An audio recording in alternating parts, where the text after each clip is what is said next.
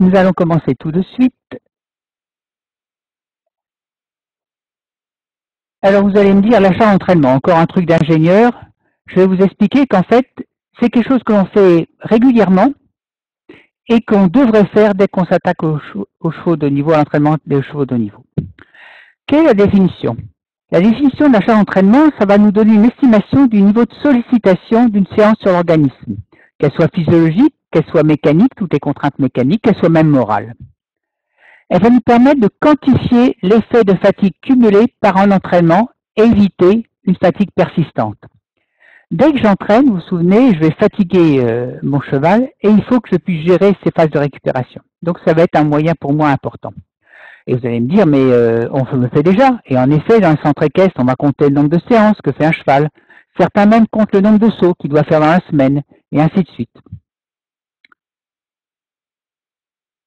Chez notre cheval de haut niveau, ou d'un niveau tout à fait conséquent, qui mérite un entraînement spécialisé, l'achat d'entraînement va nous permettre d'optimiser l'entraînement, c'est-à-dire évaluer la charge totale supportée, que ça soit pendant une semaine, pendant un mois, pendant toute la saison. Ça va nous permettre d'alterner les phases de travail et de récupération, de quantifier, de contrôler, d'ajuster l'entraînement. Aujourd'hui il neige, hier il gelait à Saumur. Donc c'est des entraînements qui n'ont pas pu être faits aujourd'hui et qu'il va falloir reporter. Et ça va nous donner un petit peu le niveau qu'il va falloir redemander pour remplir le contrat qui était prévu initialement. Ça va nous permettre en fin de saison d'analyser le programme en comparant par rapport à l'année précédente. Si l'année précédente, il a fallu que je donne tant de boulot pour obtenir ces objectifs-là, est-ce qu'il faut que j'en donne plus, moins, ou d'une manière identique l'année suivante pour des objectifs différents ou identiques? Nous allons faire tout cela par rapport à des données connues, c'est-à-dire les éléments consécutifs de la séance. Qu'est-ce que j'ai fait pendant ma séance? C'est ce que nous allons voir après. Quel coût énergétique, en mesurant la fréquence cardiaque, la lactatémie ou d'autres paramètres? Quelles sont les durées de récupération? Est-ce que je peux estimer la qualité de la récupération de mon cheval?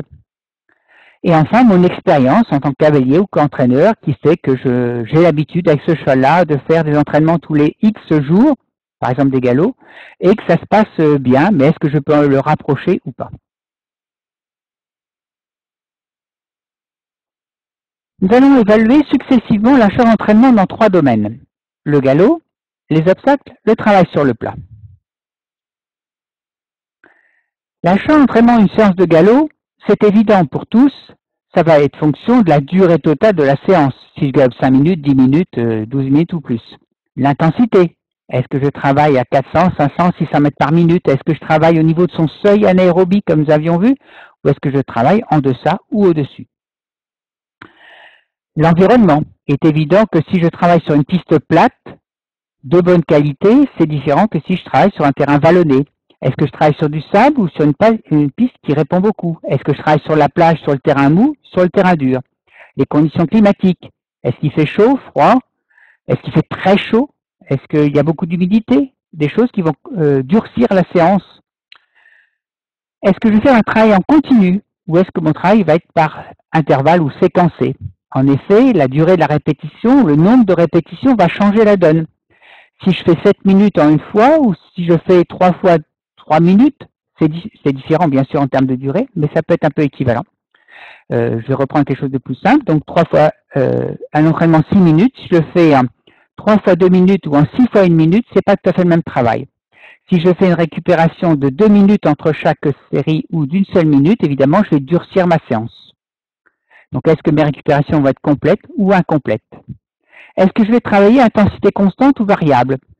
C'est-à-dire que quand mon terrain est vallonné, est-ce que je vais faire des montées et des descentes en accélérant dans les descentes ou en ralentissant dans les montées, ou à intensité constante? Si je travaille à intensité constante, ça veut dire que mon cheval ralentit dans les montées et accélère dans les descentes. Mais je pourrais très bien garder 450 mètres par minute de manière constante, que ça monte ou que ça descende. Évidemment, donc la fréquence cardiaque à ce moment-là va monter dans les montées et descendre dans les descentes. Et ça va changer la donne en termes de travail. Est-ce que je vais faire des accélérations? Est-ce que toutes les minutes, je vais accélérer passant de 450 à 550, etc. Tout ça, ça va conditionner ma séance de galop et en fonction de ça, elle va être plus ou moins dure. À l'obstacle. Évidemment, tout le monde est bien conscient que c'est le nombre de sauts, qu'ils soient isolés ou en combinaison. Est-ce que c'est des sauts qui sont rapprochés, c'est-à-dire est-ce que je fais plusieurs sauts à des distances rapides? Est-ce que je fais de la pré-fatigue avant, c'est-à-dire que je travaille sur un cheval qui a déjà été travaillé parce qu'il y a eu un grand trotting, parce qu'il y a eu un galop avant, parce qu'il y a déjà eu une séance d'obstacle juste avant, ou une séance le matin qui était déjà une séance sollicitante. Est-ce que j'ai choisi mon type de séance? Est-ce que je fais des enchaînements? Est-ce que je fais de la gymnastique? Est-ce que je fais du renforcement musculaire? Nous avions vu précédemment que les enchaînements, c'est donc réaliser mon parcours en une ou deux fois.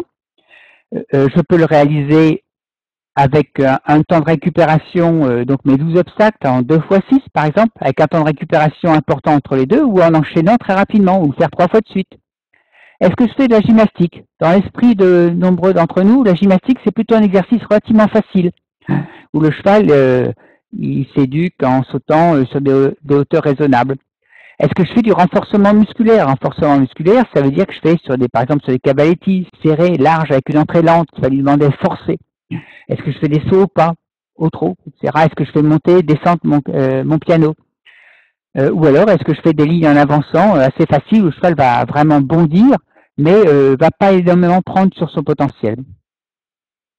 Comment sont mes récupérations? Est-ce que je marche en pas? Est-ce que j'enchaîne plusieurs fois les N-obstacles, etc.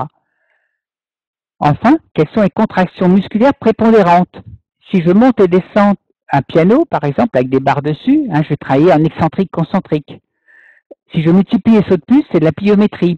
Que ce soit l'excentrique ou la pliométrie, on sait que les récupérations vont être beaucoup plus longues. Donc ma séance d'obstacle va avoir un coefficient supérieur que si ça avait été un travail sur des lignes faciles ou de la gymnastique.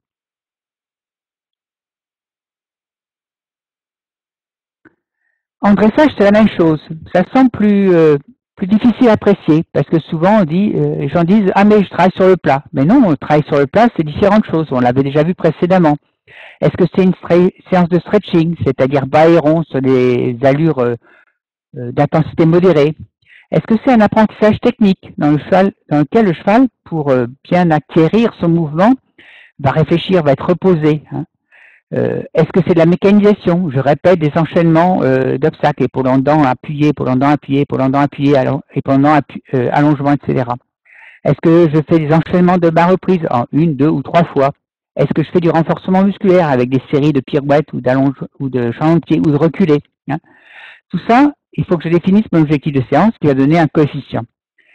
Le volume, le nombre de répétitions, combien de fois je vais faire tel ou tel mouvement ou telle série. Est-ce que mes mouvements sont isolés ou enchaînés? La durée de la répétition et du mouvement. Enfin, ma récupération, est-ce qu'elle est en mouvement? Est-ce qu'elle va être arrêtée? Sa durée. Et le choix de mes mouvements. Il y a des mouvements qui sont plus ou moins sollicitants. Il faut bien être conscient que les transitions, que ce soit les transitions d'allure et les transitions entre allures, allongement, ralentissement, notamment, sont des événements qui fatiguent. Donc une reprise qui a beaucoup de transitions va être une reprise qui va être beaucoup plus sollicitante qu'une reprise qui va se dérouler à des vitesses sans changement d'allure important. Est-ce qu'il y a beaucoup de pirouettes? Est-ce qu'il y a beaucoup de changements de pied, notamment dynamiques? Est-ce qu'il y a des reculés, redéparts au trot, etc., etc. Tous ces choix de mouvement vont durcir ou pas ma séance et donc lui donner un coefficient, une pondération supérieure. Alors, comment calcule-t-on la séance? La séance, on a un tableau que je vous montrerai après, en fonction des éléments qu'on a vus précédemment. Et quand je calcule la charge au cours d'une semaine, par exemple d'un microcycle, je fais simplement la somme des coefficients, que je vais pondérer, parce qu'en fait, c'est pas si précis que ça. Donc, c'est là où l'expérience du cavalier et son sentiment peut aussi intervenir. Pourquoi je dis pondérer? Parce que si je fais un galop hebdomadaire ou tous les 10 jours ou tous les 5 jours, évidemment, un galop qui vaut le temps, à partir du moment où je les rapproche, son intensité va en fait se durcir. Est-ce que mes récupérations entre les séances intensives sont complètes ou incomplètes? Lors de l'intensité des séances, en fait, si je fais un CSO de mécanisation ou de renforcement avant un galop intensif, bien évidemment, le galop va être un peu durci parce qu'avant, le cheval n'aura pas totalement récupéré éventuellement du travail précédent. Enfin, la place de la séance dans la progression. Une même séance, par exemple, 8 minutes à 450 mètres minutes sera déjà un travail en début de saison, en début de préparation, alors que ça sera de la routine en fin de progression. Et donc son coefficient en début de progression sera relativement important, alors qu'il sera assez basique en fin de progression. Donc tout ça pour dire que c'est pas si mathématique que ça et qu'il faut un peu apprécier les coefficients. Mais si on ne se donne pas des chiffres, eh bien on ne peut pas mesurer réellement ce qu'a subi le cheval, qu'a supporté le cheval. Quelques exemples. Je vais vous prendre un exemple sur un cheval que j'avais préparé pour badminton. Vous allez me dire c'est vieux, c'est Has-Been, 90. Mais c'est intéressant. Et nous allons prendre aussi le travail d'Alexis Goury pour les championnats des moins de 25 ans cette année, au sein du Pôle France 2017, donc entraîné par Philippe Mule. Voici l'exemple de ma jument pour badminton, où on trouve, à l'époque, je ne mesurais que les galops. Donc les petits graphiques que vous avez, les petits rectangles que vous avez en bas, ce sont les galops. Donc on distingue des tests d'effort, du travail par intervalle. Les crosses, en fait, c'est les épreuves, c'est des épreuves intermédiaires, des compétitions intermédiaires, et c'est l'épreuve de cross, du travail par intervalle, du travail en continu, un peu de récupération, travail par intervalle, un test, un travail de puissance maximale aérobie, continu, et la compétition objective qui n'est pas mesurée, mais qui se trouverait ici. Donc, vous voyez, j'avais mesuré la charge de 0 à 100%, et en fait, j'avais un coefficient en fonction de la durée, du type, est-ce que c'est intervalle ou est-ce que c'est en distance, ou une compétition. En haut, j'ai deux paramètres objectifs, la fréquence cardiaque, et donc évidemment, au niveau du seuil anaérobie pour tout le travail en capacité aérobie, qu'on retrouve ici, et donc en dessous, la correspondance en lactatémie entre 4 et 6 ici. Mes compétitions, évidemment, la lactatémie monte ainsi avec la fréquence cardiaque ou les séances de PMA. Voilà. Et le travail plus relax, ici, du travail plus relax avant la compétition objective. Donc voici un exemple de quantification de la charge tel qu'on le pratiquait il y a quelques années en suivant que les galops. Mais c'est déjà une première approche qui semble intéressante pour savoir en effet si vos galops doivent être rapprochés, si vous manque des galops, s'il faut en faire plus souvent. À l'école, maintenant, nous disposons d'un logiciel qui nous permet de suivre le travail quotidien des chevaux. On peut, pour chaque cheval, mesurer, enregistrer 2 travaux. Alors là, c'est mon cheval actuel, c'est un jeune cheval qui fait un travail tout à fait basique, mais c'est à titre d'exemple. Donc le logiciel travaille semaine par semaine. Vous avez les semaines qui sont situées en haut de l'écran. Voilà. Bon, vous choisissez votre cheval. Ici, vous avez les 8 séances favorites. C'est-à-dire que vous avez le droit à faire tout ce qui existe dans la base de données, même de l'attelage si vous aviez envie de faire de l'attelage. Mais chaque cavalier choisit les 8 séances qu'il utilise le plus fréquemment parce que c'est plus facile pour lui à les enregistrer. Il n'aura qu'à cliquer. Et pour enregistrer, il suffit d'appuyer sur un des boutons plus et à ce moment-là, il y a une séance supplémentaire qui est rajoutée au cheval. Donc ici, vous voyez que le lundi, il a eu un trotting, un travail sur le plat. Là, le lendemain, j'étais absent, donc c'est un travail à longe qui a été fait. Ici, il a été au paddock et l'après-midi, il y avait un travail sur des cavaletti. Et en haut, je peux mettre les commentaires, est-ce que ça s'est bien passé ou pas, de manière à m'en souvenir après. Voilà. Ici, il y a un galop en continu. Donc, ce logiciel-là, automatiquement, enregistre les séances.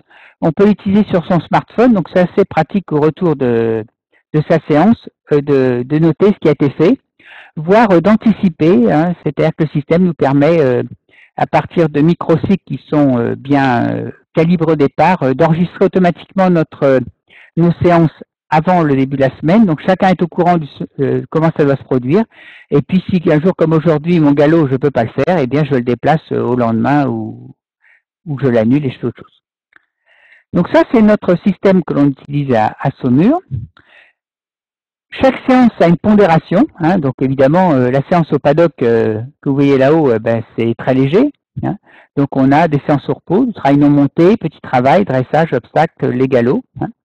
Évidemment, en diagonale, on a les travaux les plus importants, donc un cross en compétition, l'enchaînement de cross, etc.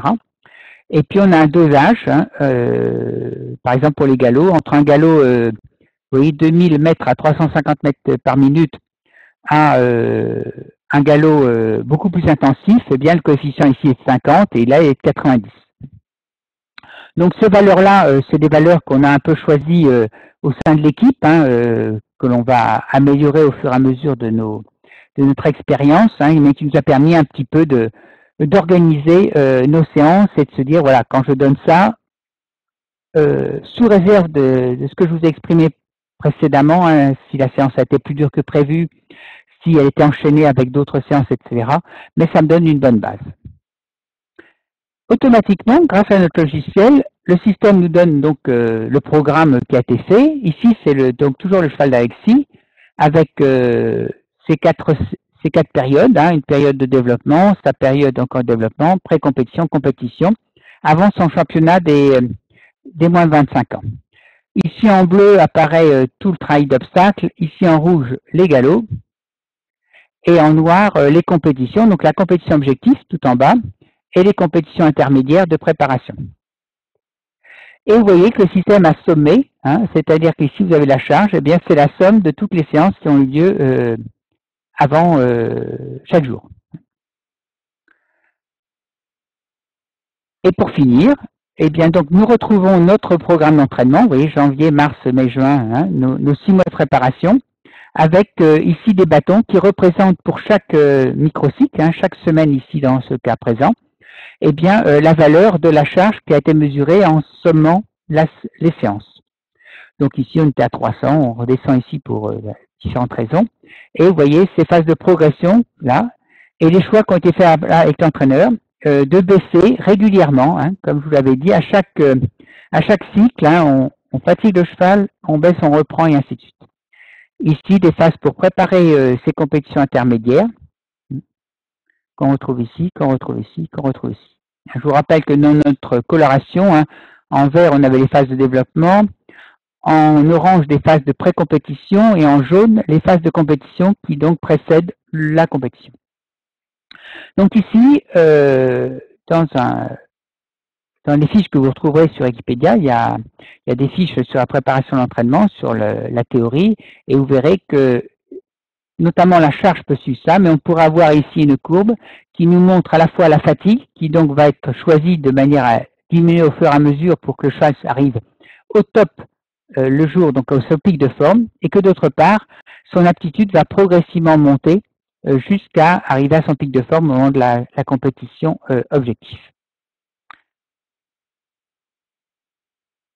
Voilà, en conclusion, donc il est vraiment important d'évaluer la charge d'entraînement. Je veux dire, il n'y a plus un athlète maintenant dans n'importe quel sport qui n'évalue pas ça. Ça permet de prévenir la fatigue persistante. Donc on admet qu'il y ait une fatigue temporaire, mais il faut qu'on gère la fatigue pour éviter cette fatigue persistante et d'arriver avec un cheval qui arriverait à l'objectif sans avoir récupéré. Pour cela, donc, il va nous falloir continuer à améliorer notre connaissance. Vous avez vu, j'ai fait un tableau qui était un tableau qu'on a monté ici à Saumur, mais qui mérite d'être amélioré. Et donc, c'est au fur et à mesure de notre expérience dans le suivi d'entraînement qu'on est en train de mettre en place avec nos chevaux de haut niveau, qu'on voit bien définir les contenus, faire des mesures et à partir dessus, améliorer et connaître pour chaque séance le temps de récupération qui est réellement nécessaire. Ça oblige, et c'est quelque chose qui est peu pratiqué et c'est dommage, et je ne peux que le conseiller notamment avec vos élèves, c'est faire un cahier d'entraînement. C'est vraiment la meilleure manière, de suivre les séances, notamment celles que vous ne suivez pas, et d'autre part, faire réfléchir vos cavaliers sur vraiment l'entraînement qu'ils pratiquent. Et à partir de ça, ça nous permettra de définir les cycles et microcycles à partir des modèles que je vous ai présentés précédemment. Pour terminer, je vous rappelle notre offre. Donc, vous retrouverez sur Wikipédia, dans la rubrique équitation et la sous-rubrique entraînement, il y a 13 fiches actuellement qui sont décrites, qui sont placées, qui sont en ligne. Il y a 2 fiches d'ailleurs qui vont bientôt paraître sur les facteurs de la performance. Il y a la première partie et les 2 autres vont arriver incessamment. Ainsi que la fiche sur le répertoire des séances d'entraînement. Sur EquiVOD, vous retrouverez les différentes webconférences. Il y en avait une sur les tests d'effort, sur la programmation, sur la récupération active, sur les microcycles. Bon, petite pub sur mon bouquin qui est disponible à la boutique ISE, mais vous le trouverez chez tous les grands libraires. Pour les questions complémentaires, à la fin de cette webconférence, vous pouvez toujours aller sur cette adresse-là. Je vous rappelle la prochaine webconférence qui est les 5 recommandations pour faire perdre du poids à son cheval. Il n'y a pas son poids propre, mais on pourra aussi l'imaginer. C'est Pauline Doligès qui les fait, le 8 février prochainement, donc le 8 février prochain. Je vous rappelle que cette webconférence s'inscrit dans un cycle équitation. Et c'est Nicolas Pérez qui fera la prochaine webconférence qui s'appelle Adapter les foulées à l'enchaînement des sauts, le 20 février à 11h30. Voilà.